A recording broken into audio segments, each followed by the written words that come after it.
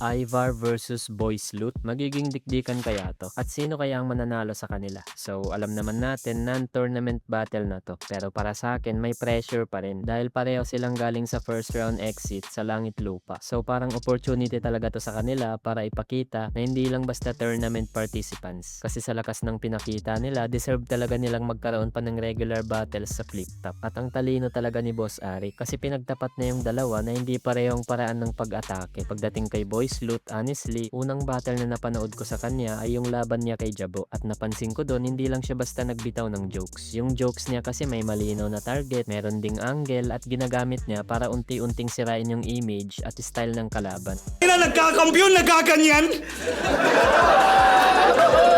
Katakot to imbitahin sa binyagan, baka biglang mag-robotic sa simbahan.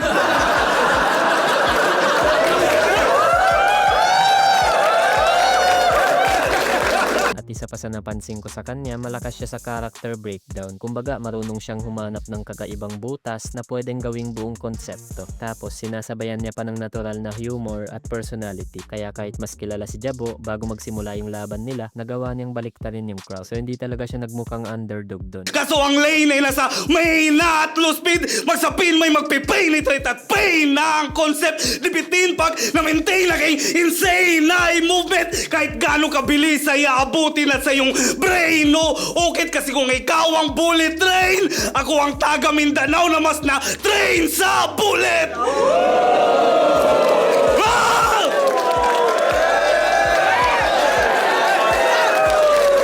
Yung gusto ko kasi kay Boys Loot, hindi na tinatago yung sariling identity niya. Yung accent, paraan ng pagsasalita, at pagiging representative ng Surigao. So imbis na maiya siya sa pronunciation niya, ginawa niya pang parte ng performance niya. Damn, bra! Solid! Kaso kaharap mo ngayon.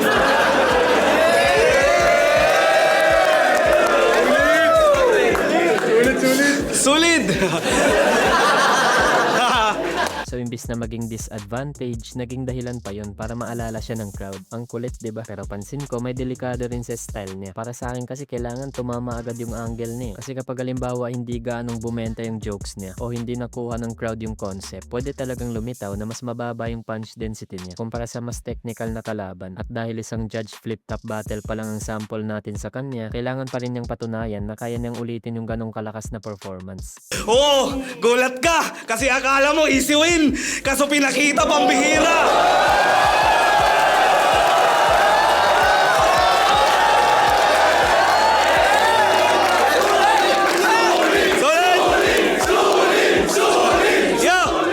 Then pagdating naman kay Ivar, napapansin ko sa kanya mas direct yung danger niya sa technical side. So si Ivar ay galing sa Rapolo, sa Cebu, at may championship experience na rin sa Laglagbara. At sa totoo lang, gustong gusto ko rin yung style niya dahil may mga laman talaga yung reference niya. Andun din yung name flips at wordplay niya. Hindi lang basta komplikado para sabihing malalim. Madalas may malinaw na insulto sa kalaban at may aggression talaga sa pagbitaw. Sa laban niya kay Sisik, kahit 5-0 ang judges decision laban sa kanya, hindi ibig sabihin nun nilamon na siya. Kasi para sa akin, sobrang competitive ng battle na yun. Pareho kasi silang may intensity eh. Pareho ring may malalakas na reference. At pansin ko hindi bumababa yung energy nila hanggang dulo. Ibang klaseng pang mamama.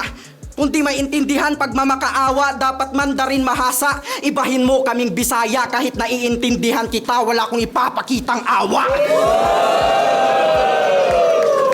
Mamamatay ka 7-sick pagkat di mo ako ka-level. Wala nang lupa-lupa, gago punta mo sa heaven. Pugot ulo, silid karton, what's in the box? Ayun, much better. Ako ngayon ang John Doe na magkakahon sa 7.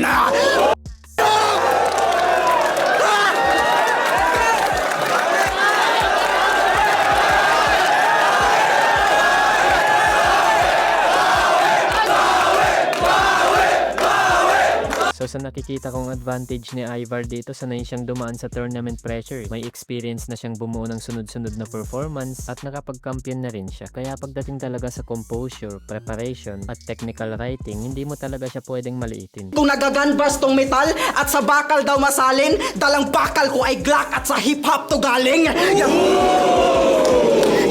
Yang pangalan mong may typo, sakin butatapa, matik bulagtaka, mga balang autocorrect na sa typo tumatama.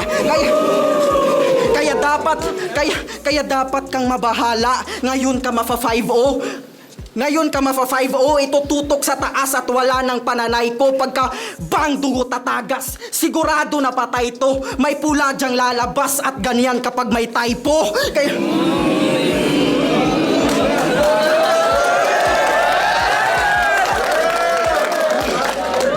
Pero minsan sa nakikita ko, posible ring maging problema yung pagiging dense ng material niya. So kapag halimbawa masyadong maraming kailangang i-process bago dumating yung payoff, posible talaga siyang maunahan ni Boys Loot sa instant crowd reaction. Lalo na sa intimate venue pa, diba? So ramdam mo talaga agad kapag nakuha ng isang MC yung momentum. So dito talaga magiging interesting yung style clash nila. Si Ivar kasi posibleng mag-focus siya sa mas maraming suntok layered na reference at aggressive na delivery. Samantalang si Boys Loot naman malamang hahanapan niya talaga yan ng paraan para gawing angle yung buong identity o battle history ni Ivar. So kapag halimbawa yung version ni Boys Loot na lumabas sa laban kay Jabo ang maibalik na dito, para sa akin, mahihirapan talaga si Ivar dahil hindi lang punches ang kailangan niyang sagutin. Feeling ko kailangan niya ring pigilan yung crowd momentum at siguraduhin niyang hindi siya nagiging character lang sa kwento ni Boys Loot. Pero kung halimbawa naman yung version ni Ivar na lumabas sa laban kay Sisik ang maibalik na dito, tapos mas luminis pa yung mga payoff niya, feeling ko pwede nang tabunan si Boys Loot sa dami at bigat ng technical punches. So kung halimbawa pareho silang nasa strongest form, para sa akin dikit talaga to. Feeling ko mas lamang si Ivar sa technical writing, punch density at tournament experience. Pero si Boys Loot naman nakikita kong may advantage siya sa angles, humor, personality at crowd control. So kapag mas malakas yung sulat ni Ivar pero mas memorable yung performance ni Boys Loot, well, para sa akin deserve talaga nila bigyan ni Arik ng rematch. Kasi for sure magiging debatable talaga to. Pero kapag pareho naman silang laylay, sa tingin ko mas mataas ng konti yung technical floor ni Ivar. Feeling ko kahit hindi lahat lumanding, for sure, meron pa rin siyang wordplay at aggression na masasandalan. Pero kapag halimbawa maging mahaba ang setup niya at kulang ang payoff, pwede pa rin nakawin ni Boys Loot ang battle. Gagamit lang siya ng mas malinaw na angle at mas malakas na moments. Feeling ko mapapasa kanya yun. Para sa akin lang naman. At dahil dikit yung matchup, isang choco mahabang stumble lang, pwedeng maging deciding factor talaga. So para sa akin, mas may lamang ng konti si Boys Loot sa matchup na to. Hindi dahil mas mahina si Ivar kundi dahil nakita na natin kung gaano ka-effective si Boys Loot kapag may specific siyang style na pwedeng himayin. At sa ganitong small room event, para sa akin, pwedeng malaking factor talaga yung jokes, angles, at ability niyang baliktarin yung atmosphere ng venue. Pero hindi ibig sabihin na automatic na siyang mananalo. Kasi kapag nagawa ni Ivar na gawing mas direct yung suntok niya, makuha agad niya yung momentum sa round 1, at hindi niya hahayaang kontrolin ni Boys Loot yung kwento ng battle, posible talagang makuha ni Ivar yun. So yun lang. Kayo, sino sa tingin yung lamang para sa inyo? Boys Loot ba o Ivar? At ano sa tingin yung magiging deciding factor? Technical writing ba o angles at crowd control? Comment down below mga ka-hunter. Salamat sa panonood nyo at ingat kayo lagi.